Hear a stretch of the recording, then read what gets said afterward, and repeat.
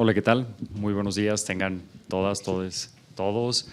Muchísimas gracias a quienes nos acompañan aquí de manera presencial. Gracias también a quienes siguen este evento de manera virtual.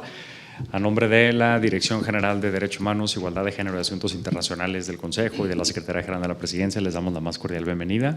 Es para nosotros un verdadero honor contar con su presencia esta mañana y más para poder platicar sobre este proyecto que nos llena de mucho orgullo, de mucha emoción, pero que además nos ha comprometido en una empresa bastante compleja en la que hemos estado participando hombro con hombro, de manera colaborativa, entre la Agencia de Cooperación Alemana, la GIZ, y el Consejo de la Judicatura Federal ya desde hace algún tiempo. Estamos entrando ahorita al año de cierre del proyecto y el motivo de convocarnos esta mañana es presentar dos metodologías que han sido claves para el trabajo que se está realizando desde el proyecto Fortajust DH, este fortalecimiento para la justicia desde los derechos humanos, y es de lo que queremos platicar. No les quiero adelantar más porque las personas que me acompañan en esta mesa irán profundizando en cada uno de estos temas, y aunque sé que no necesitan mayor presentación, me voy a permitir compartirles una muy breve reseña de quienes nos acompañan esta mañana. Está con nosotras María Cristina Martín Escobar, quien, ya sabrán, la secretaria general de la Presidencia del Consejo de la Judicatura Federal, además de una amplísima trayectoria tanto en la administración pública, en el Poder Judicial de la Federación, en juzgados, en tribunales y en su cargo más reciente como coordinadora de la ponencia de la hoy ministra presidenta Norma Lucía Piña Hernández. Entonces nos acompaña también Andrea Heisel, quien ha sido consultora de la Sociedad Alemana de Cooperación Internacional, coordinadora del sector de sociedad civil en Nepal, consultora de procesos a nivel mundial para el Servicio Alemán de Desarrollo y gerente de proyecto de Sudamérica en la reforma de la justicia penal para la Sociedad Alemana de Cooperación Técnica GIZ. Nos acompaña también Alan García Campos. Es coordinador de la Unidad Legal y de Análisis de la Oficina del Alto Comisionado de las Naciones Unidas para los Derechos Humanos, licenciado por la Universidad Autónoma de Chihuahua, maestro por la Facultad de Derecho de la Universidad de Toronto. Está también con nosotras el doctor Camilo Saavedra. Él es titular de tiempo completo del Instituto de Investigaciones Jurídicas, licenciado en Ciencias Políticas y Sociales de la Facultad de Ciencias Políticas y Sociales de la UNAM, maestro en Estudios Políticos y Sociales de la Facultad de Ciencias Políticas y Sociales también de la UNAM, y doctor en Gobierno de la London School of Economics y Political Science. Además es uno de los autores, de los coautores de una de las metodologías que vamos a presentar, junto con la doctora Karina Anzolavere, quien es investigadora del Instituto de Investigaciones Jurídicas de la UNAM, con áreas de interés en política jurídica, derechos humanos, movilización legal y sociología del derecho y teoría política. Es licenciada en Sociología por la Universidad de Buenos Aires, maestra en Sociología Económica por el Instituto de Altos Estudios Sociales de la Universidad Nacional General de San Martín y doctora de Investigación en Ciencias Sociales con especialización en Ciencias Políticas por la Facultad Latinoamericana de Ciencias Sociales en la sede de México. Está también con nosotros la doctora Sandra Serrano, investigadora titular del Instituto de Investigaciones Jurídicas de la UNAM y directora del Observatorio sobre Desapariciones e Impunidad en México. Es docente de la Flaxo en México, del ITAM, de la Escuela Federal de Formación Judicial, una de nuestras cómplices favoritas en todos los proyectos que trabajamos acá desde el Consejo de la Judicatura Federal. Pertenece al Sistema Nacional de Investigadores. Es doctora por el Instituto de Investigaciones Jurídicas de la UNAM, maestra en Derecho Internacional de los Derechos Humanos por la Universidad de Essex, en Reino Unido, y licenciada por el ITAM, en México. Entonces, bueno, con esto cerramos las presentaciones y, en primer lugar, le cedo el uso de la voz a la maestra María Cristina Martín Escobar para que nos comparta un mensaje de bienvenida. Muchas gracias. Muy buenos días a todos. Les agradezco su presencia en este evento que para el Consejo de la Judicatura Federal es muy importante. Y bueno, quiero empezar dejándoles un caluroso saludo de parte de la ministra Norma Lucía Piña Hernández, presidenta de la Suprema Corte de Justicia de la Nación y del Consejo de la Judicatura Federal. Y a su nombre les agradezco su presencia en este evento que tiene por objeto identificar temas que son de suma importancia para el Poder Judicial de la Federación. Asimismo, saludo especialmente a quienes me acompañan en esta mesa, el doctor el maestro Arturo Guerrero Zazueta, Andrea Heisel, el maestro Alan García, la doctora Sandra Serrano, la doctora Karina Anzolevere y el doctor Camilo Saavedra. Muchas gracias por su presencia. Uno de los ejes rectores del Plan de Desarrollo Institucional impulsado por la ministra presidenta es asumir la transversalidad de los derechos humanos como eje rector de nuestro quehacer institucional. Por ello, es de suma importancia esta reunión donde la Agencia de Cooperación Técnica Alemana, GIS, como asesora de la Justicia Federal Mexicana, impulsa la forma de implementar mejor los estándares y recomendaciones internacionales para la protección de los derechos humanos. Como ustedes saben, a partir de la reforma de 2011, el Poder Judicial de la Federación ha reiterado su compromiso de dotar plenamente de efectividad el paradigma de integración del derecho nacional con el derecho internacional para la tutela de los derechos humanos, como parámetro de validez del orden jurídico y fortalecimiento de su protección mediante diversos mecanismos de aplicación e interpretación de las normas que lo rigen. Son testigo de ello las resoluciones judiciales que dotan la gran labor que se realiza en los órganos jurisdiccionales, con lo que se impulsa el cumplimiento de las obligaciones en materia de derechos humanos a partir de la resolución de asuntos que trascienden directamente en la vida de las personas y respecto de los cuales no existían parámetros previos para su cumplimiento. Sin embargo, a más de una década de esta reforma, subsisten pendientes en la materia, que plantean retos para alcanzar la plena incorporación de los derechos humanos en el quehacer cotidiano de quienes integramos el Poder Judicial de la Federación, ante las demandas sociales e institucionales para la consolidación de un sistema de justicia más cercano a la ciudadanía, eficiente y eficaz para todas las partes involucradas. Ante este panorama, el Consejo de la Judicatura Federal tiene el compromiso de implementar una estrategia integral que contribuya al fortalecimiento de la incorporación de la perspectiva de derechos humanos en la institución, no solamente desde la incorporación o adopción de los estándares internacionales en las resoluciones judiciales y en las políticas institucionales, sino también en los mecanismos de rendición de cuentas y transparencia que permitan conocer la situación real y el compromiso del Consejo de la Judicatura Federal. Por su parte, la GIS, especializada en la cooperación técnica para el desarrollo sostenible en todo el mundo, dentro de su área especializada en Estado y democracia, colabora con autoridades, la academia y miembros de la sociedad civil con el objetivo de identificar si son cuantificables los indicadores que existen en relación con el cumplimiento de obligaciones internacionales. En esta línea, se entabló una colaboración con el Consejo de la Judicatura Federal, dando paso a un proyecto de cooperación técnica denominado FortaJus, cuyo objetivo principal es coadyuvar en el cumplimiento de las obligaciones y recomendaciones en materia de derechos humanos a partir de 3 ejes principales. El primero, el desarrollo de esquemas que permitan el fortalecimiento de las capacidades de las autoridades judiciales para cumplir con la aplicación de las obligaciones en materia de derechos humanos.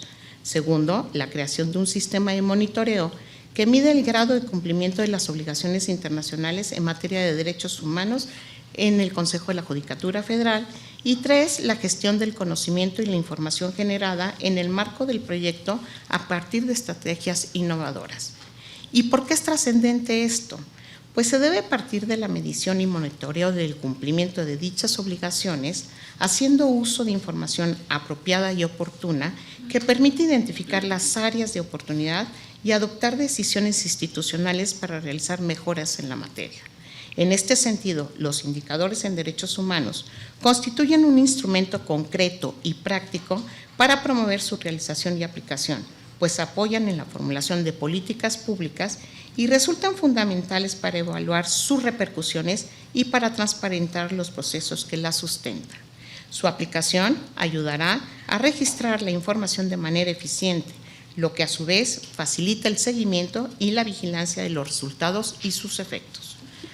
De esta forma, las metodologías de reglas e indicadores desarrolladas en el marco del proyecto FortaJus representan el compromiso de esta institución con los derechos humanos a partir de los esfuerzos para sistematizar parámetros complejos hacia pasos más sencillos que permitan replicar los procesos de identificación de recomendaciones internacionales y la construcción de indicadores con un enfoque de derechos humanos. Estos son los primeros pasos para avanzar hacia la creación de un sistema de monitoreo que mida el grado de cumplimiento del Consejo de la Judicatura Federal en la materia y permita adecuar y adoptar estrategias de intervención para incidir en el cumplimiento de estas obligaciones. Si bien estas metodologías han sido diseñadas de conformidad con las necesidades específicas del Consejo de la Judicatura Federal, estamos seguras que serán un importante referente en materia de medición de obligaciones internacionales de derechos humanos, ya que han sido sometidos a procesos de discusión y validación de personas expertas provenientes de distintas instancias internacionales y nacionales, incluidas instituciones académicas, organizaciones de la sociedad civil y, por supuesto, personas expertas de la misma institución, que con eso nos permite replicar sus contenidos. Estoy segura que la jornada de hoy será de suma importancia, no solamente para compartir experiencias sobre los retos y áreas de oportunidad respecto a la identificación, seguimiento y medición del cumplimiento de las obligaciones internacionales en materia de derechos humanos, sino también para identificar y reconocer los esfuerzos institucionales y existentes y plantear rutas para continuar avanzando en la garantía de los derechos humanos para todas las personas. Muchas gracias.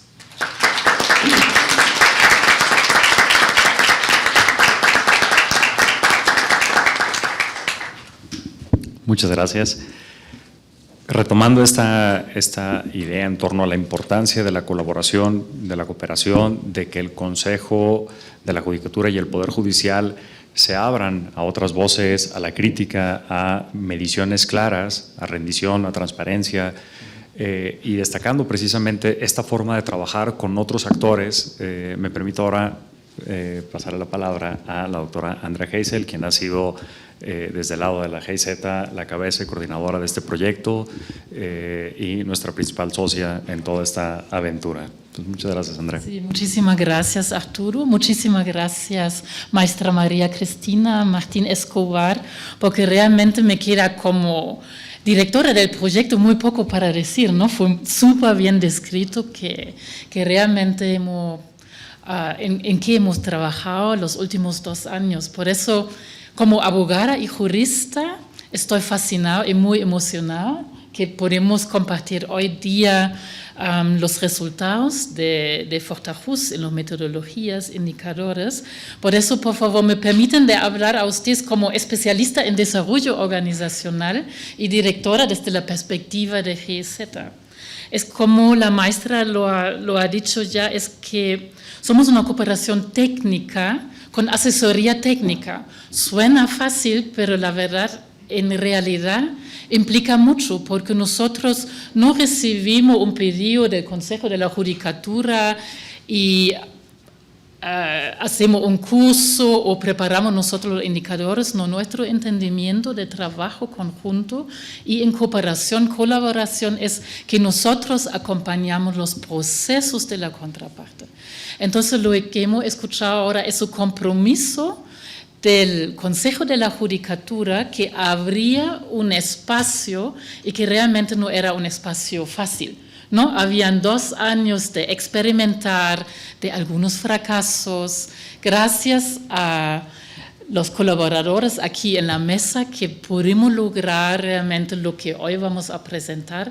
Y yo he visto también aquí en la sala muchas de las personas que nos han acompañado hace 2 años o puntualmente. Entonces, muchísimas gracias por esto. Entonces, si me reflejo en eso, esa prioridad compartida, que queremos cambiar algo en el fortalecimiento del cumplimiento de los derechos humanos, quiero compartir con ustedes 3 reconocimientos. Y yo hablo a ustedes de una directora, asesora técnica de GIZ con experiencia de 25 años. Por eso realmente me llama la atención y quiero resaltar qué es diferente en el proyecto Fortajus y los resultados que vamos a compartir con ustedes hoy. El primer reconocimiento es que desde la perspectiva de la cooperación técnica de GIZ y del gobierno alemán, nos hemos encontrado con el Consejo de la Judicatura bastante abierto para una cooperación de verdad y una actuación con transparencia en un tema de alta complejidad, porque no es tan simple. Por algún motivo ya se pasó el tiempo para retomarlo y buscar el momento oportuno. Y eso no es solamente un agradecimiento a Arturo y su equipo, también en las conversaciones intergubernamentales en septiembre del año pasado fue un elemento que fue resaltado por los actores ahí, por el Ministerio de Relaciones Exteriores, AMEXIT, que realmente llama la atención la forma de colaboración y transparencia, y gracias a esto podemos presentar lo que presentamos hoy a ustedes. El segundo reconocimiento es tu compromiso e interés institucional manifestado. No es secreto, todos sabemos que ya contamos con una administración nueva de partir del año pasado, pero el proyecto ya ha empezado antes. Entonces, muchas veces tenemos la experiencia que ya se logra algo o acuerda algo con una administración, hay un cambio y tenemos que empezar todo de nuevo. No aquí, porque el tema, el contenido y la importancia de derechos humanos era un hilo rojo que ha acompañado constantemente durante todo el tiempo el trabajo que hemos hecho. Eso es uno, y el segundo es que hemos logrado, o que el Consejo ha logrado, de definir sus propios intereses. Entonces, por un lado, la perspectiva y la expectativa externa de las Naciones Unidas, de otros actores, de compartir con transparencia el cumplimiento o los datos, factos, conocimiento del cumplimiento de los derechos humanos. El Consejo en sí ha definido que quieren trabajar en 3 aspectos, entonces eso superó mucho la expectativa externa. Entonces ahora contamos, y los y las expertas van a profundizarlo, con enfoques hacia las políticas judiciales, los procedimientos judiciales, como también decisiones judiciales. También suena muy lógico, pero era un camino llegar a esto, y eso es algo que realmente es algo muy especial del Consejo de la Judicatura Federal en México. Desde nuestras investigaciones de chequear un poco en otros países en la región, ningún otro Consejo o Corte Suprema cuenta con esto. Y el tercero y el último reconocimiento es el cómo de la ejecución y conducción del proyecto. Arturo Guerrero también lo ha mencionado. Eso significa realmente de crear un equipo abierto escuchamos métodos innovadores, entonces tener el valor es abrir espacios para explorar métodos o formas nuevas, para abrirse hacia la perspectiva de las necesidades de los usuarios. Yo he visto y platicado ya con una jueza, una maestra que participó en el laboratorio. Entonces todo esto gracias a la posición y la conducción del Consejo de la Judicatura, de decir, mire, si no es un proyecto en la cooperación donde podemos intentar y explorar dónde sería posible, ¿no? ¿Dónde sería posible? Y de eso también quiero decir que con todo eso manejado con un alto profesionalismo y siempre viendo esa comunicación simple y factible para que realmente nos entiendan, y no solamente los expertos en derechos humanos, si realmente es más visible de qué se trata y para quién es. Yo creo que en eso el Consejo de la Judicatura está en un buen camino. Entonces los resultados, impactos y efectos son mucho más que el desarrollo de metodologías, indicadores y un sistema de monitoreo digital. La aplicación de estos métodos, metodologías y su maduración en un sistema de seguimiento de obligaciones internacionales tendrá como resultado no solamente el fortalecimiento de los derechos humanos, sino al Estado de Derecho de México. Entonces repito de nuevo mi agradecimiento a todos que han participado, contribuido en esto y muchas gracias para esta cooperación y los aprendizajes que eran posibles para nosotros como GZ. Muchísimas gracias.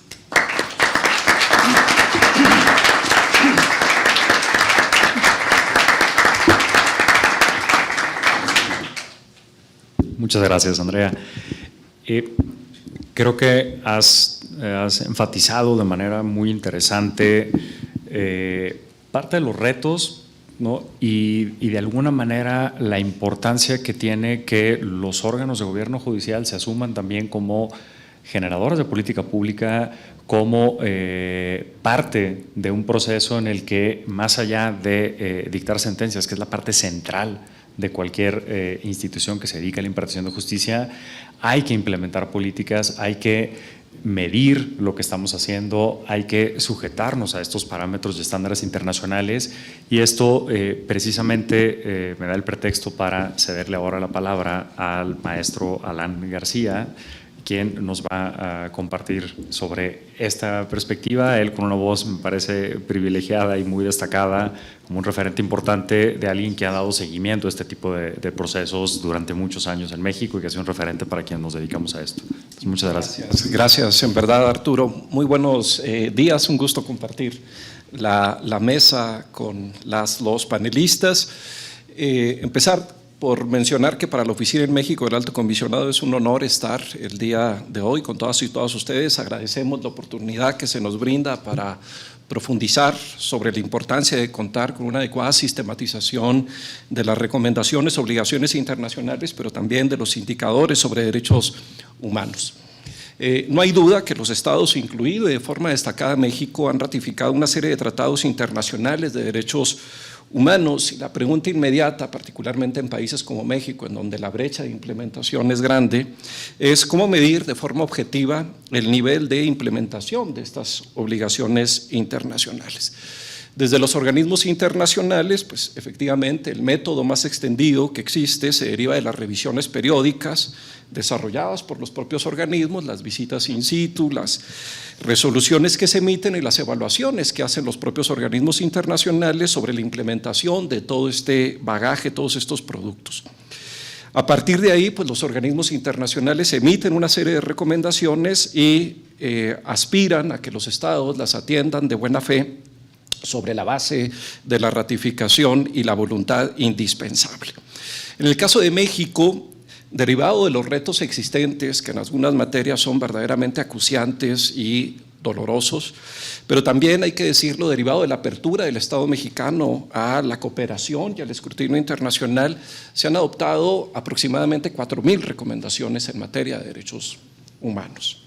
¿Cómo medir de forma objetiva el nivel de cumplimiento de estas recomendaciones?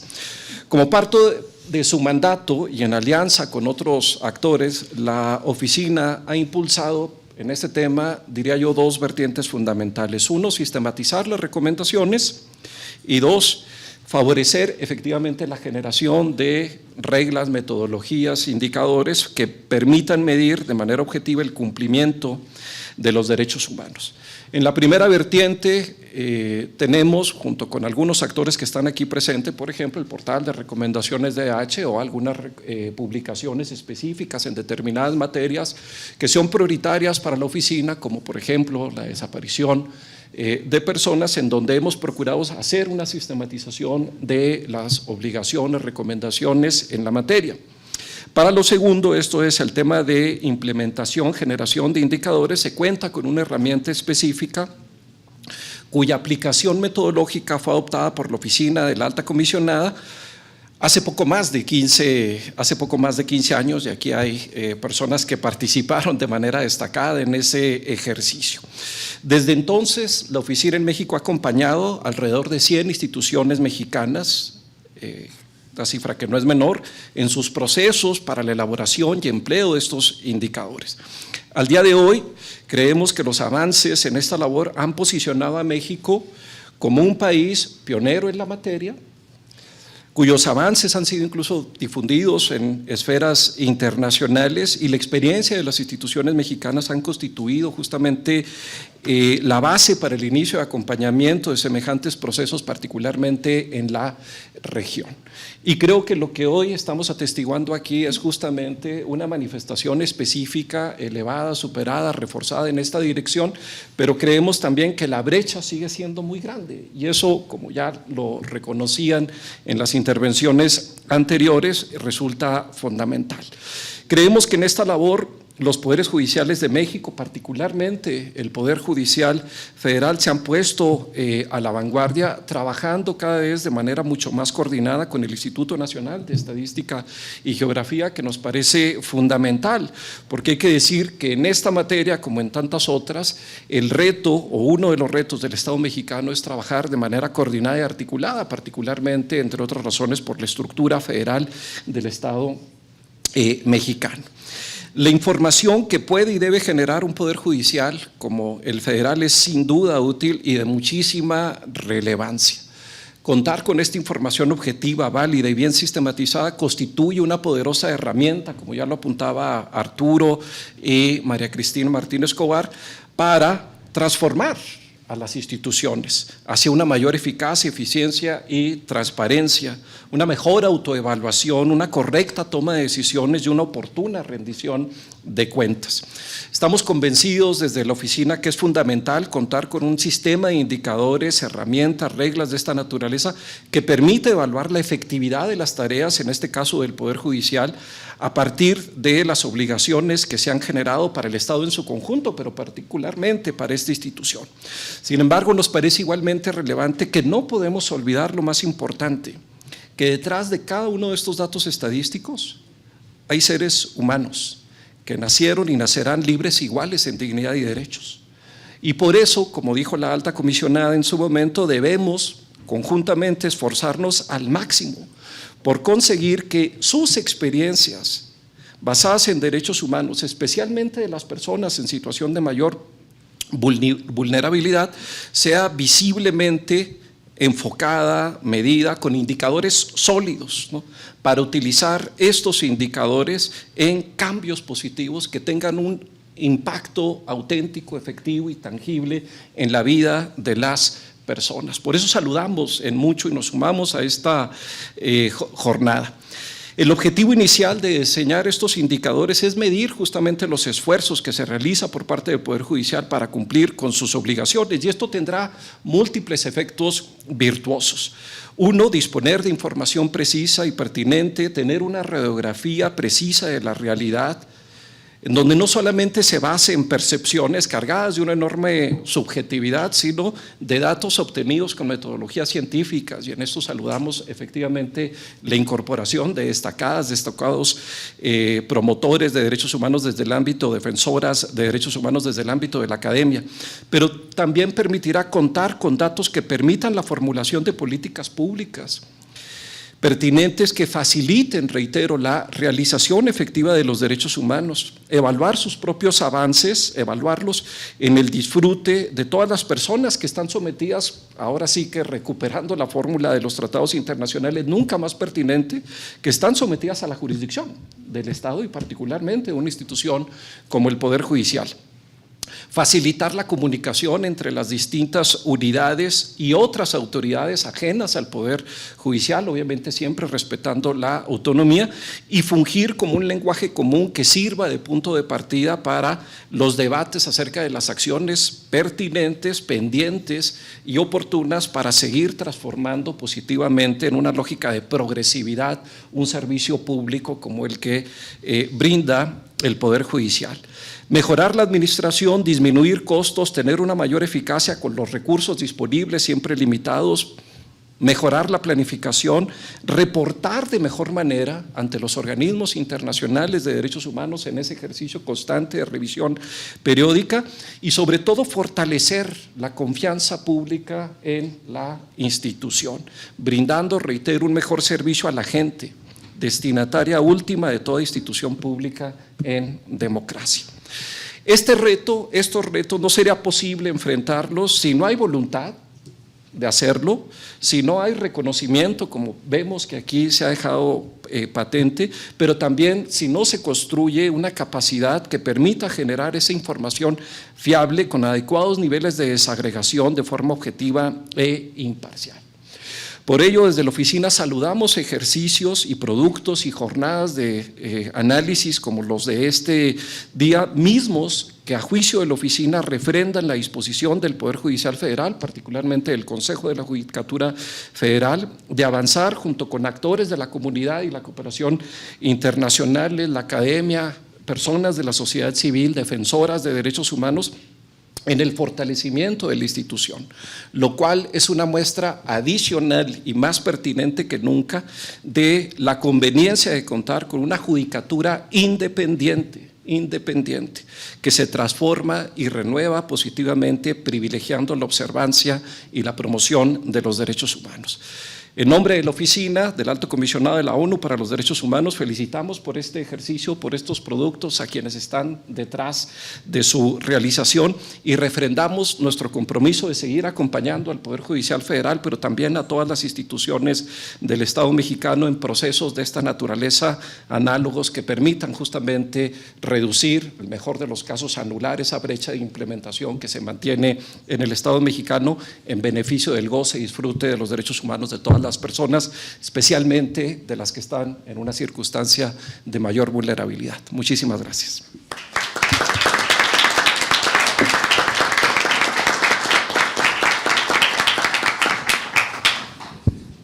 Muchas gracias por la reflexión, gracias por este encuadre, además que nos ayuda a entender cómo este proyecto se inserta dentro de un ámbito que a nivel internacional ha sido complejo, que ha sido objeto de arduo trabajo, de muchísimos esfuerzos y que de alguna manera nos estamos montando en los hombros, nos estamos subiendo en los hombros de quienes han trabajado antes que nosotras en todo esto. Y precisamente desde ahí quiero dar paso a la segunda parte de esta mesa de presentación, porque creo que en muchos proyectos de transformación, si tuviera que decirlo de una forma un poco más coloquial, como una especie de receta para que estas cosas funcionen, yo creo que siempre hay una dosis de seriedad y capacidad por parte de la institución que es necesaria, una dosis de compromiso, ¿no? Otra dosis de optimismo, y creo que también hay una dosis ahí casi de ingenuidad, porque si supiéramos los retos, posiblemente no lo haríamos.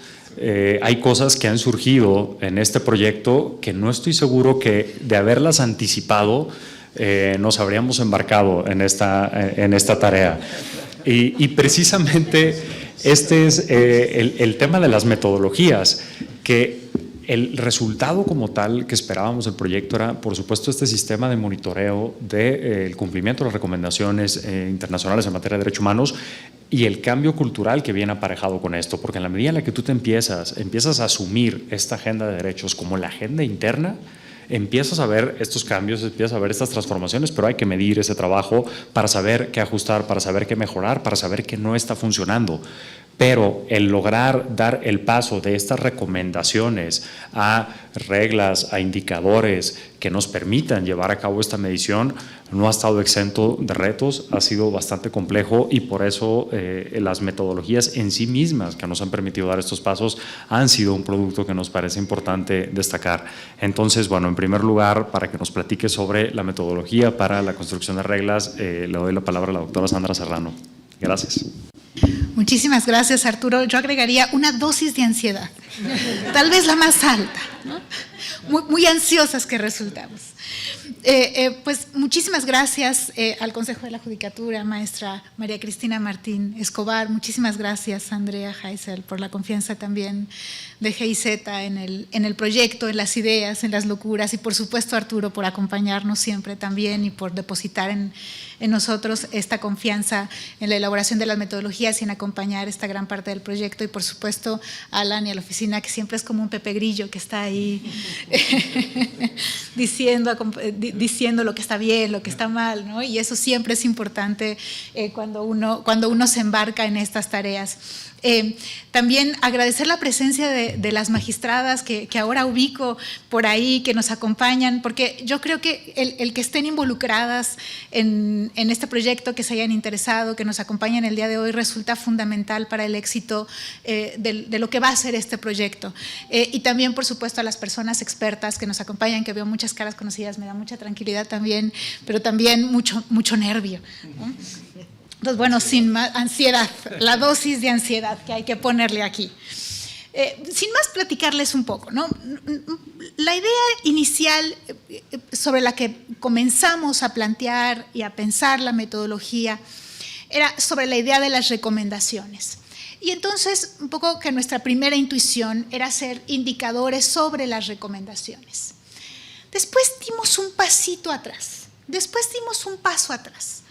Y nos preguntamos, ¿dónde se insertan estas recomendaciones? ¿Queremos que el Consejo de la Judicatura cumpla únicamente la recomendación como algo aislado? ¿O queremos que el Consejo de la Judicatura cumpla las obligaciones internacionales a las que se ha comprometido? Siendo además el Poder Judicial de la Federación el único poder de la Unión que se tomó en serio la reforma constitucional de 2011. ¿No? La única que ha realmente hecho suyos los derechos humanos. Entonces, cuando decidimos dar este pasito atrás, fueron los primeros retos en los que nos encontramos.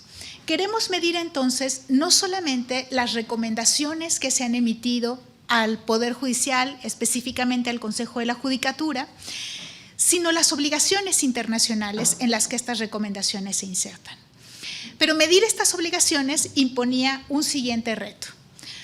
Tenemos que buscar aquello de las obligaciones que sea efectivamente medible.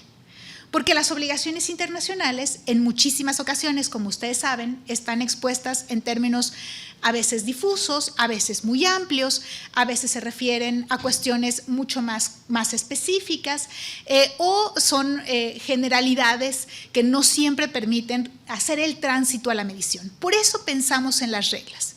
Y por eso es un equipo de 3 personas, ¿no? Con distintos perfiles también, que a lo mejor la parte de las reglas está más pensada desde el derecho internacional de los derechos humanos, pero después había que transferir esto, por supuesto, que a la parte de formar indicadores. Entonces, en este proceso de decisión, una de las primeras cosas que dijimos es, bueno, ¿qué componentes específicos de los derechos vamos a medir? Porque si nosotros pensamos en cualquier derecho humano, en realidad lo que tenemos es un grupo de derechos que contiene ese derecho, ¿no? Pensamos en la libertad de expresión y en realidad la libertad de expresión contiene una prohibición a la censura previa, la manifestación pública de ideas, incluso una movilización social, o sea, incluye muchas cosas, ¿no? Pensamos en el debido proceso y aún más, pensamos en la integridad personal y también incluye muchos derechos. Entonces, era difícil pensar si queríamos transitar en un camino hacia la medición, en poder realmente medir el derecho. Podemos medir las obligaciones y algunas partes de las obligaciones y nos decantamos en un principio por medir conductas prohibidas. Por ejemplo, la prohibición de tortura, la prohibición de la violencia contra la mujer, la prohibición de la desaparición, de tal manera que nos permite establecer ya desde ahí un primer parámetro que nos acerca a una parte del derecho, a una parte de todo ese andamiaje. Esto no significa que la metodología solo pueda medir conductas prohibidas, por supuesto que no, puede medir otros componentes de los derechos, pero en esta primera fase nos decantamos por pensarlo por las conductas prohibidas, porque efectivamente nos facilitaba en principio entender cómo iba a ser el mecanismo subsiguiente hasta llegar a los indicadores. Después ya nos dimos cuenta que esto es más, tiene más movilidad y puede pensarse en otros componentes, no en un derecho completo, no la libertad de expresión de un jalón, pero sí en sus partes, ¿no? Y Los desafíos también en los que nos encontramos en un primer momento, pues es justamente pensar en los derechos de grupos en situación de riesgo. Y entonces una de las cosas que decidimos también fue cómo pensar estos derechos de manera más transversal en lugar de hacer solamente análisis por grupos, sino pensarlos de manera transversal. Entonces, estas fueron nuestras primeras intuiciones.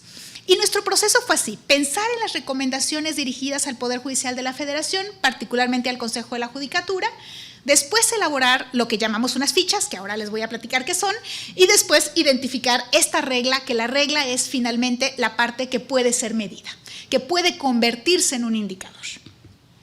Entonces, partimos de las recomendaciones no porque, insisto, sea finalmente lo que estamos midiendo, porque no estamos midiendo solo las recomendaciones, sino las obligaciones. Pero queríamos ver qué es lo que le estaban diciendo al Consejo de la Judicatura y estas recomendaciones, en qué obligaciones se amarraban, ¿no? ¿Dónde estaban estas obligaciones, estas recomendaciones, en qué obligación estaban? No verlas, insisto, aisladas. Entonces partimos de algunas de las bases que ya comentaba Alan, por supuesto la de recomendaciones de H, la propia que elaboró la Secretaría de Relaciones Exteriores. En ambos casos nos encontramos que no necesariamente estaban actualizadas, entonces hubo que hacer una labor de integración también con estas bases, y esa es parte de lo que explica también la metodología, cómo hacer esto. Y generamos otras bases también a partir de información que ya también comentaba Alan, del librito verde de desapariciones, por ejemplo, ¿no? Que eso también es otra posibilidad, generar una propia base.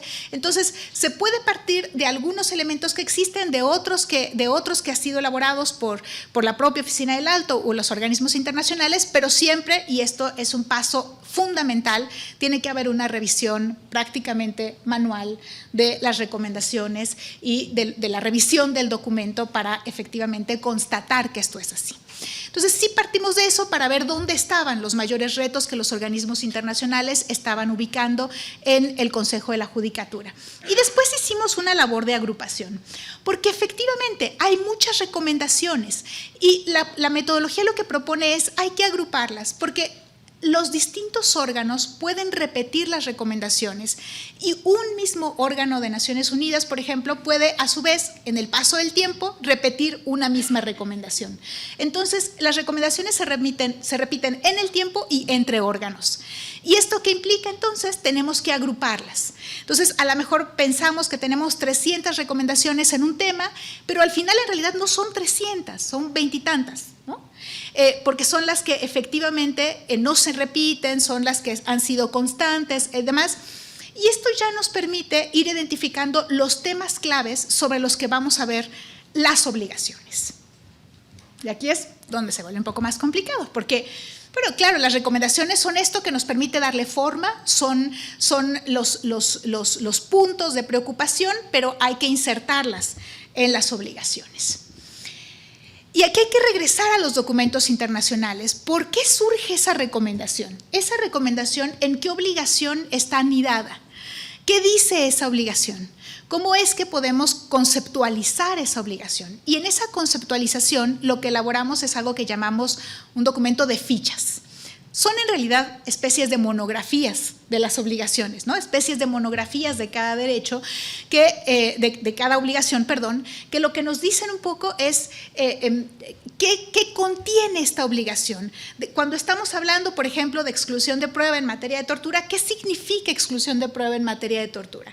Cuando estamos hablando de debida diligencia en violencia contra las mujeres, ¿qué significa la debida diligencia en violencia contra las mujeres? Y esto, por supuesto, pensado únicamente respecto de lo que le corresponde hacer al Poder Judicial. No esto en abstracto, no esto pensado hacia otras autoridades, sino respecto de las obligaciones que tiene el Consejo de la Judicatura en sus distintos órganos. Por supuesto, no únicamente jueces, juezas, magistrados, magistradas, sino también los órganos administrativos que conforman al propio Consejo de la Judicatura, porque hay muchas recomendaciones que tienen que ver con capacitación, con acceso a la información, con cuestiones estadísticas, y esto, por supuesto, impone distintos retos. Entonces, con estas estas construcciones de monografías que están de la mano de las observaciones generales, de los comités de Naciones Unidas, de los informes país, también de los procedimientos especiales, de las sentencias de la Corte Interamericana,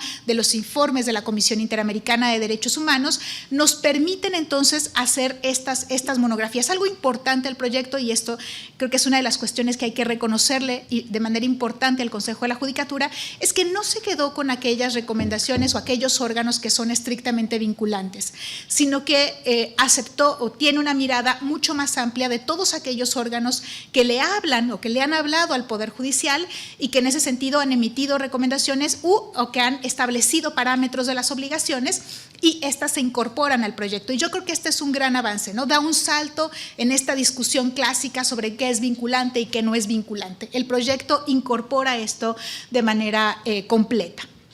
Con estas monografías, ahora sí, estas monografías nos permiten ver qué es lo que de toda esa obligación es lo que es específicamente una conducta esperada para el Consejo de la Judicatura. Que al final eso es la regla. La regla es cuál es la conducta esperada. ¿Qué es lo que esperamos que haga el Consejo de la Judicatura en un momento dado?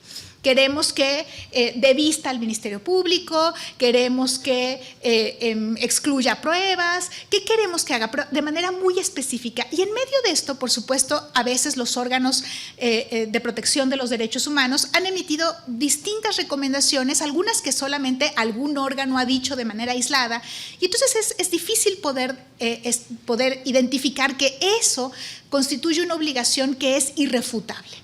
Y nosotros preferimos quedarnos solamente con aquellas conductas esperadas, muy concretas, muy precisas, muy prístinas, dirían un colega de Andrea de la GIZ, muy al inicio del proyecto, muy prístinas, que lo que nos permiten es ubicar aquello que nadie tendría duda de que es una obligación del Consejo de la Judicatura, que no está discusión, que es indiscutible, que los propios órganos de Naciones Unidas y del sistema interamericano han reiterado una y otra vez. ¿Qué queda fuera? Aquellas que a lo mejor todavía están en discusión, aquellas donde no hay un acuerdo, que las dijo apenas un órgano. Eso no está considerado en este momento como regla, justamente porque como lo que nos interesa es una medición y no hacer una sentencia.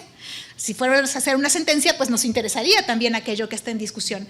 Pero como lo que nos interesa es hacer una medición, entonces teníamos que limpiar todo aquello que podía generarnos algún espacio de duda y quedarnos con estas conductas esperadas indiscutibles para cualquier órgano de derechos humanos respecto de que es una obligación para el Consejo de la Judicatura Federal. Y entonces, es este trayecto que les planteo, identificar esta conducta esperada, que es una acción, una omisión, y establecer la regla. Después nos dimos cuenta que nos hacía falta un último pasito, que era cómo extraemos de la regla todavía algo más pequeño. Porque la regla, pues sí, a veces pueden ser reglas muy amplias, esta que les decía, debida diligencia en la persecución, en los procedimientos judiciales de violencia contra las mujeres. Bueno, parecería que es una regla indiscutible, lo es, pero ¿qué significa eso? Es un reto todavía mayúsculo. Entonces, todavía por eso, lo que hacemos con las reglas es ver cuál es el núcleo. Al final, ¿qué es lo que quiere el derecho internacional que hagas? Quiere que excluyas la prueba cuando hay tortura. Punto. Eso es tu núcleo. Lo otro que acompaña la regla, bueno, esa es, digamos, una obligación que es muy identificable. Pero lo que yo puedo pasar a un indicador, pues es si se excluyó la regla o no, se excluyó la prueba o no se excluyó la prueba, ¿no? Y bajo qué parámetros se hizo esto. Por eso todavía hicimos un ejercicio último de pensar en el núcleo de la regla. Y finalmente, ¿qué desafíos implica una metodología de esta naturaleza? Igual que le implicaría en muchos otros aspectos si fueran recomendaciones y no solamente obligaciones, ¿no? Yo creo que lo primero que implica es que hay que pensar que las obligaciones pueden ser ambiguas. Las obligaciones, esta de debida diligencia que les menciono, ¿no? A veces las obligaciones son ambiguas y eso hace difícil dar los pasos adecuados para tomar las decisiones. Por ejemplo, adoptar medidas. Las Naciones Unidas o el sistema interamericano tienen muchas recomendaciones que dicen simplemente adoptar medidas. Eso el tránsito como tal no es necesariamente fácil, porque no te dicen qué medidas y entonces, ¿qué es lo que tienes que medir? ¿No? Problema de los indicadores. Las recomendaciones cambian en el tiempo también, ¿no? Y las obligaciones se van fortaleciendo, como decimos. Entonces, es un proyecto que tiene que verse vivo y dinámico. Es una metodología que tiene este dinamismo, que tiene que estar viendo cómo es que el propio derecho internacional va evolucionando e incorporando aquellos elementos que vayan teniendo esta característica de ser indiscutibles y de ser precisas, ¿no? Entonces es un proyecto que va a ser vivo. No todas las reglas son transitables a indicadores, a veces tenemos las reglas, pero es muy difícil que esto transite necesariamente a indicadores, no siempre se puede hacer. Esto también nos dimos cuenta, por eso pensamos en los núcleos. Entonces, ¿qué es lo medible de eso? Es también a veces una toma de decisiones. Y lo más importante tal vez es que en este trayecto de ir reduciendo, porque eso es al final tener una regla que pueda ser medible, es reducir todo el andamiaje, toda la discusión del derecho internacional para ver qué es el núcleo específico. En todo eso no hay que perder de vista el objetivo, que el objetivo es, como ya decía Alan, como ya decía también Arturo, que el objetivo es mejorar la protección de las personas en el país. Muchísimas gracias.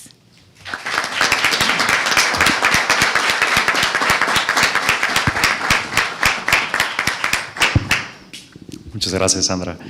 Bueno, y si creen que la complejidad ya se acabó, vamos ahora con la construcción de indicadores. Les doy la palabra, Karina, Camilo, creo que ustedes se ponen de acuerdo con… Muchas gracias. A todas y a todos, muchísimas gracias por la invitación, por el espacio. Muchas gracias, maestra Martín Escobar, por la apertura del Consejo de la Judicatura para recepcionar una iniciativa de este tipo. Muchas gracias, Arturo y Dirección de Derechos Humanos, por toda la confianza, y muchas gracias también a GIZ y al equipo de Fortajus por todo el acompañamiento y las discusiones intensas, y gracias, Alan, siempre por recordarnos para qué estamos haciendo esto, a los que somos a veces un poco nerds y nos ponemos decir, pero esto ¿cómo se mide? ¿Esto cómo lo bajas? ¿No? Muchas gracias. Y también a todas las colegas que dentro y fuera del Consejo estuvieron presentes y colaborando y participando en las discusiones que tuvimos. Porque como decíamos hace un rato, esto parece… Hoy lo que presenta Sandra tiene una coherencia maravillosa, lo que vamos a presentar tiene, bueno, tratamos de que tenga cierta coherencia, pero en el camino hemos tenido obstáculos, que empujar piedra, nos hemos peleado, no peleado en el mal sentido, pero hemos discutido intensamente, pero creemos que el resultado… como una iniciativa pionera es sólido en lo que tenemos, perfectible, pero sólido, ¿no? Entonces, Camilo y yo trabajamos en la metodología para traducir las reglas que ustedes ya vieron que presentó Sandra en cosas que podamos medir. O sea, que podamos decir, a ver, la obligación de…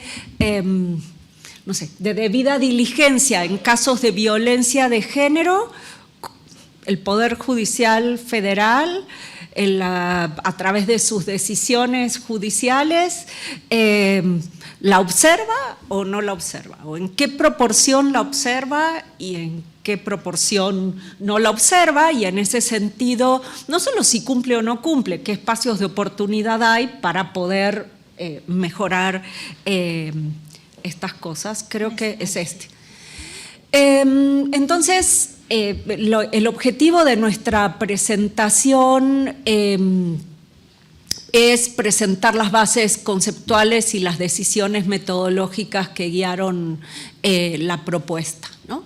Y el principal punto de partida para la metodología es un punto de partida que ya nos recordó Alan, ¿no? Y es, en derechos humanos estamos siempre ante una tensión, ¿no?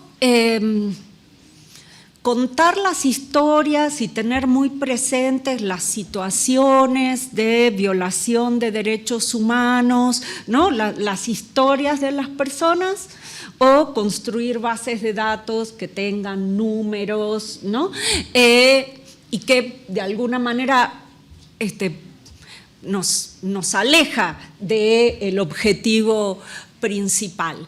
Y un poco esta metodología lo que plantea es que, pero no es un juego de suma cero, ¿no? Muchas veces tener números o poder lograr medir nos permite poder acercarnos a la experiencia de la persona torturada en el Poder Judicial Federal y cómo mejorar, ¿no? Las herramientas y las posibilidades que tiene el Poder Judicial Federal, las personas juzgadoras, para hacer ese derecho realizable, pero es verdad que en derechos humanos estamos todo el tiempo en una tensión entre qué es más importante, contar historias o presentar datos numéricos que son fríos, y pensamos que pueden complementarse y pensarse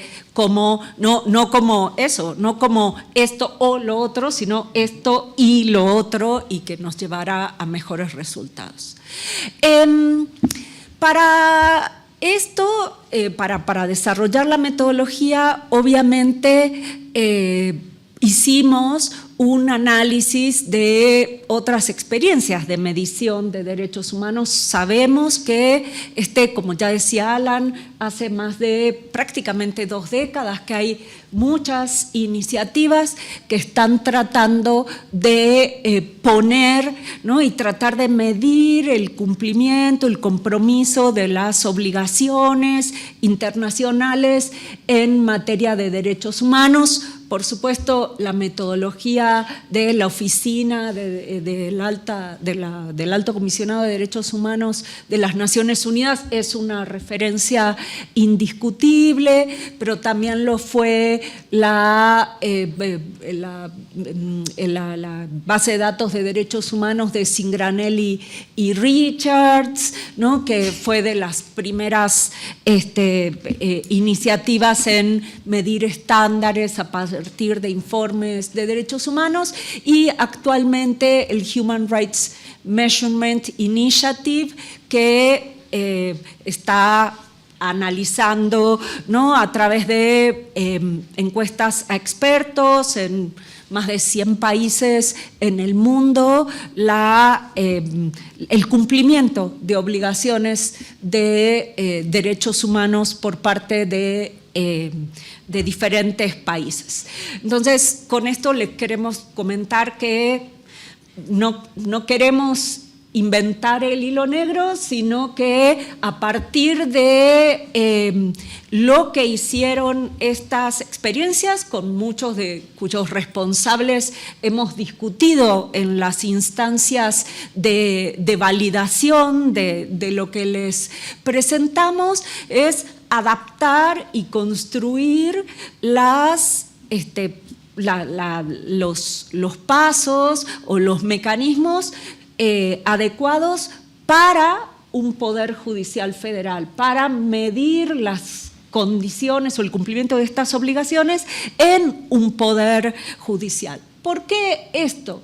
Primero, porque en general estas mediciones de derechos humanos lo que hacen es medir estándares. ¿Qué se llama medir estándares? Esto es, por ejemplo, se leen los informes de Amnistía Internacional y se dice, bueno, se reportan más de 5 casos de tortura en el país, entonces hay mucha tortura o poca tortura o baja tortura. Claro que es una manera de poder hacer bases de datos globales, pero al estar aquí pudiendo profundizar en México tenemos opción de hacer otras cosas. Y lo más importante, creo, y creo que esto es clave, y habla de un poco del compromiso del Poder Judicial Federal y del Consejo de la Judicatura en esto, que ninguna de estas metodologías se ha concentrado en el rol de los poderes judiciales o el medir efectivamente el rol que están teniendo los poderes judiciales en esto. Miden al Estado, ¿no? Al Estado en general, pero no a las particularidades de los diferentes poderes del Estado. Y esto es un desafío, pero también es una contribución y me atrevería a decir que es lo que hace esta experiencia pionera, ¿no?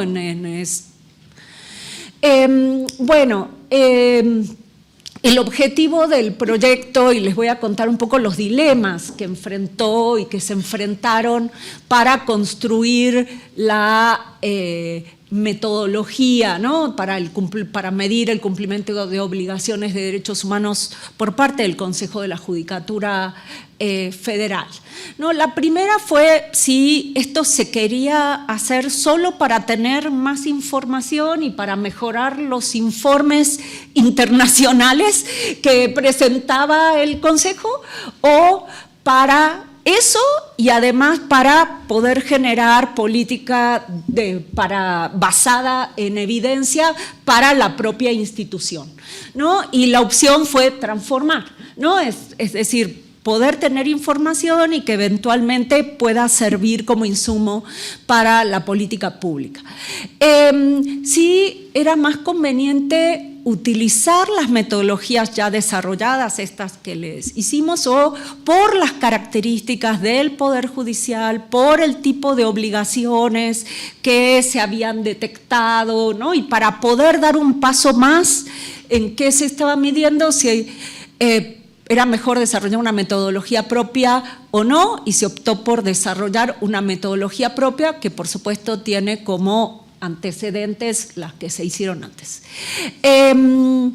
La otra era sí identificar o medir recomendaciones generales o especificar las recomendaciones, y se optó, como ya dijo Sandra, por trabajar con recomendaciones específicas, porque esto le iba a dar más sentido, ¿no? A lo que se medía, iba a generar también información e insumos más precisos de se excluye prueba, no se excluye prueba, se aplican las medidas de protección en violencia de género o no,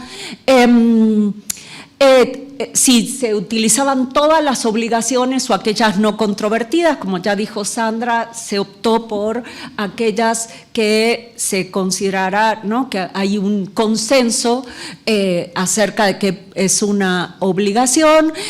La otra era si medir estándares o medir conductas esperadas, y se optó por medir conductas esperadas, las conductas esperadas en diferentes instancias. Si solo centrarnos en el lenguaje nacional o también tener el lenguaje del derecho internacional como guía, y se optó por el lenguaje del derecho internacional en la medida que lo que se estaba buscando es el cumplimiento de las obligaciones internacionales. Y qué tipologías, ¿no? de indicadores se iban a utilizar, si la de Naciones Unidas, ¿no? de indicadores de proceso, resultado, o una tipología propia más adaptada al poder, a lo que veíamos de las necesidades del Poder Judicial. Y por otra parte, sí, desarrollar un gran número de indicadores, que ese es un problema que tenemos, como hay muchas recomendaciones, ¿no? La tentación es crear muchos indicadores que después no sabemos qué hacer, o trabajar sobre indicadores clave y la decisión fue trabajar sobre indicadores clave muy atados a esos núcleos de la regla. ¿Y cuáles son los cimientos que tuvimos en cuenta, digamos, los principios que guiaron la construcción de esta metodología? Eran desarrollar pautas que pudieran institucionalizarse, ¿no? Que pudieran sostenerse en el tiempo por el Consejo de la Judicatura. No, pues podemos hacer una tirada, un cálculo maravilloso una vez, pero el desafío es seguir. Entonces, que pudieran institucionalizarse y, por tanto, que fueran sostenibles en el tiempo. Y ya, entonces, el punto más importante es poder superar el problema de medición, ¿no? Y todo lo que se hizo fue tener en cuenta este problema de medición, que era medir una regla, ¿no? Y era nuestro gran desafío fue hacer visible a través de las fuentes de información que había lo que la regla nos pedía, la conducta que la regla nos pedía.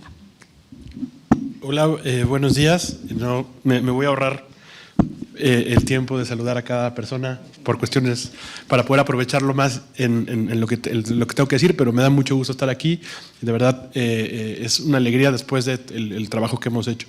Creo que un poco lo que les hemos venido contando hoy tiene que ver con, yo un poco lo escuchaba, si era ir como destejiendo una red que parte de unos textos que muchas y muchos de ustedes conocen y que tiene que ver con algo muy abstracto, que es un derecho humano, el reconocimiento de un derecho humano. Y la idea es cómo podemos destejer esto de manera tal que podamos medirlo y que podamos medirlo a partir de lo que está obligado específicamente el Poder Judicial de la Federación. Y esta labor digamos, de destejer todo esto lo hacemos pues, personas con diferentes formaciones y con diferentes especialidades. Y la idea, y aquí es donde me monto en lo que decía Karina, es que no solamente nosotros que estuvimos involucradas, podamos, digamos, saber lo que hicimos y tener una bitácora, sino que esto que tenemos aquí sirva de insumo para, obviamente, saber cómo se hizo, pero para en todo caso replicarlo, hacerlo sostenible y que pueda, digamos, ser una herencia para lo que venga para el Poder Judicial. Por eso creemos que es importante no solo contarles lo que hicimos, sino que ustedes lo conozcan y puedan saber si es útil y en qué medida lo es. Bueno, el proceso, digamos, de destejer, quedamos en el tema de medir para qué, ya eso me lo voy a ahorrar, pero lo que nosotros hicimos fue partir de estas reglas que ya habían trabajado Sandra y colegas, específicamente a partir de las obligaciones del Poder Judicial y de la intención de identificar conductas. Aquí tenemos un ejemplo, ¿no? La regla 12. El Poder Judicial debe adoptar medidas para garantizar y vigilar la aplicación de la perspectiva de género en los asuntos de violencia de género que conozca, en particular para: 1. Analizar datos de contexto, identificar si existe una situación de violencia o vulnerabilidad de género, hacer evidente una desigualdad o asimetría de poder, aplicar el marco protector específico de derechos de las mujeres y otras personas que sufren violencia y discriminación de género. Como ustedes podrán leer, esto es bastante, digamos, menos abstracto que lo que podríamos encontrar en una redacción general de un derecho humano, pero aún así tiene una dosis importante, digamos, de abstracción. Por eso, como decían antes, un esfuerzo adicional fue identificar el núcleo específico de esa regla, ¿no? Ya que teníamos las reglas a partir del ejercicio que nos contaba la doctora Sandra Serrano, pues había entonces que identificar el núcleo de esa regla, o hay que identificar el núcleo de esa regla, que en este caso tiene que ver con lo siguiente: el Poder Judicial adopta medidas para aplicar la perspectiva de género en asuntos de violencia de género. Estas medidas contemplan la identificación de la situación de violencia o vulnerabilidad de género, la asimetría de poder y la aplicación del marco protector vinculado con la violencia y discriminación de género. Es decir, seguimos en este esfuerzo de hacer cada vez más preciso lo que queremos medir. Y esto es importante porque, digamos, en cualquier esfuerzo de medición y en cualquier esfuerzo que trate, digamos, de capturar la realidad, es importante saber para qué queremos hacerlo. Y esto, por supuesto, tiene que ver con los conceptos que estamos midiendo, que en el caso del derecho y de las ciencias sociales, pues son conceptos muchas veces teóricos. No es que salgamos y digamos huele a democracia o huele a libertad, sino pues son cuestiones teóricas que tienen que ver con la forma en la que las definimos y las descomponemos. En el caso de este proyecto era relativamente fácil, porque lo que queríamos medir era obligaciones, ¿no? Y parte del tema de conceptualizar qué queremos medir, pues está contenido en el derecho internacional de los derechos humanos y las obligaciones que ha contraído el Estado mexicano y particularmente de las obligaciones que tiene el Poder Judicial de la Federación. No voy a gastarme mucho más del tiempo, digamos, explicándoles cosas que creo que sobran para el ejercicio que tenemos hoy, pero volviendo a la regla que estaba, sobre la que estábamos hablando, tenemos, por ejemplo, que el Poder Judicial tiene la obligación de aplicar la perspectiva de género en los casos de violencia de género que se tramitan. Esto, descomponiéndolo, tiene, digamos, dos vertientes. Una que tiene que ver con garantizar la aplicación de la perspectiva de género y la otra tiene que ver con vigilar la aplicación de la perspectiva de género. Si nos quedamos solamente con uno, digamos, la primera de las ramas, ahí tenemos tres cosas que tienen que estar relacionadas con lo que veíamos antes. Garantizar el análisis de contexto, garantizar la identificación de la asimetría de poder y aplicar el marco protector específico. Es decir, si se fijan, tenemos de nueva cuenta este proceso de desagregación donde podemos ir construyendo indicadores relacionados para cada una de estas cuestiones que estamos intentando medir. Y estas cuestiones que estamos intentando medir son de diversa índole. Como decía Karina, en lugar de utilizar, digamos, la categorización que se suele tener en muchos de los trabajos de indicadores de derechos humanos que no están enfocados al Poder Judicial, se decidió hacer una categorización específica para tratar de medir tres, digamos, cuestiones generales vinculadas a las obligaciones. Cuestiones de política judicial que tienen que ver, por ejemplo, con las obligaciones de capacitar, etcétera, que tiene que hacer el Poder Judicial. Y ahí la información pues no la vamos a encontrar en las sentencias propiamente, ¿no? Sino la vamos a encontrar en otros tipos de documentos que dan cuenta de las tareas que hace el Poder Judicial. Procesos judiciales, por ejemplo, garantizar la debida diligencia, etcétera. Ahí tenemos insumos que son las sentencias, pero no solamente las sentencias. Y finalmente sí tenemos otro conjunto de indicadores que tienen que ver ya con propiamente las decisiones judiciales, donde, por ejemplo, ver si se aplica o no la perspectiva de género en determinada sentencia, etcétera.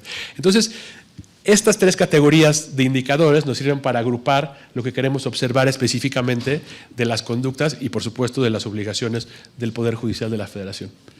No los aburro mucho más. Este es, digamos, un poco la forma en la que damos cuenta de esto que les he ido contando de este GER. Tenemos la identificación de un derecho humano, el catálogo de recomendaciones y criterios relacionados con ese derecho humano.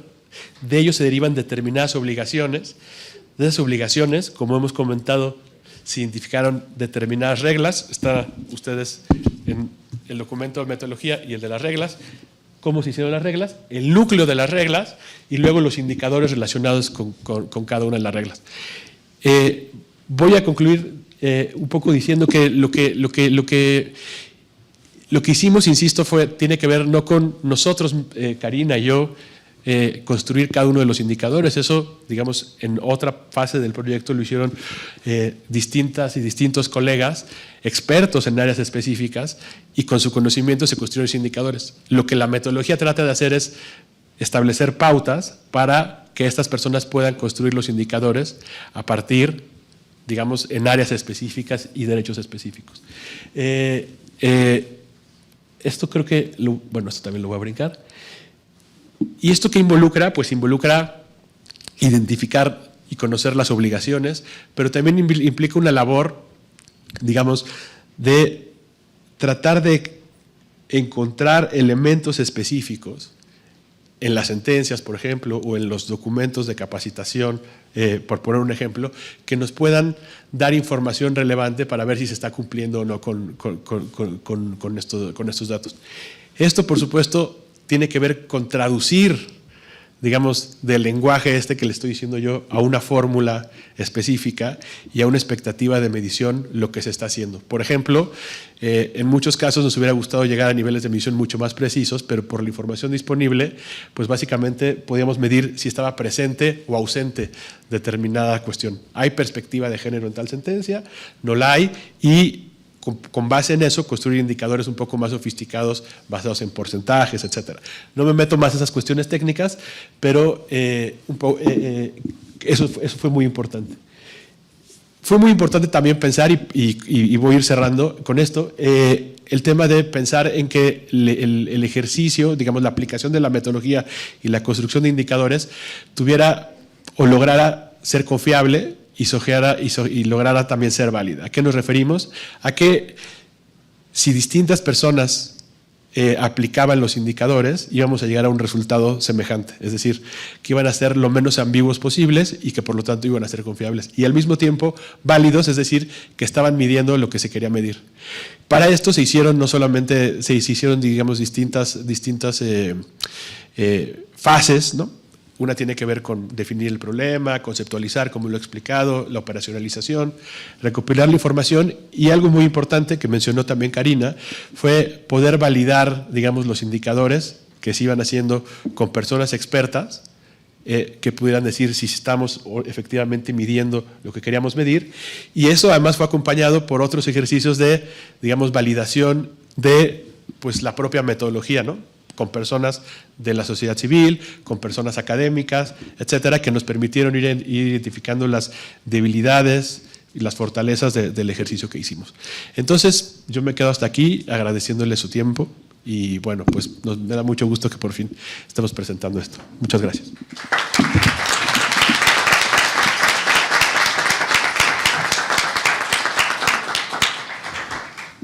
Muchísimas gracias. Con esto concluimos esta primera mesa. Les agradezco enormemente las intervenciones, los comentarios y lo que sigue. Vamos un poco retrasados con el programa, pero a continuación vamos a dividirnos en dos mesas de trabajo temáticas. Una, recuerden, se anotaron al inicio, la primera mesa temática es sobre obligaciones internacionales en materia de derechos humanos, experiencias en su identificación, seguimiento y medición de cumplimiento.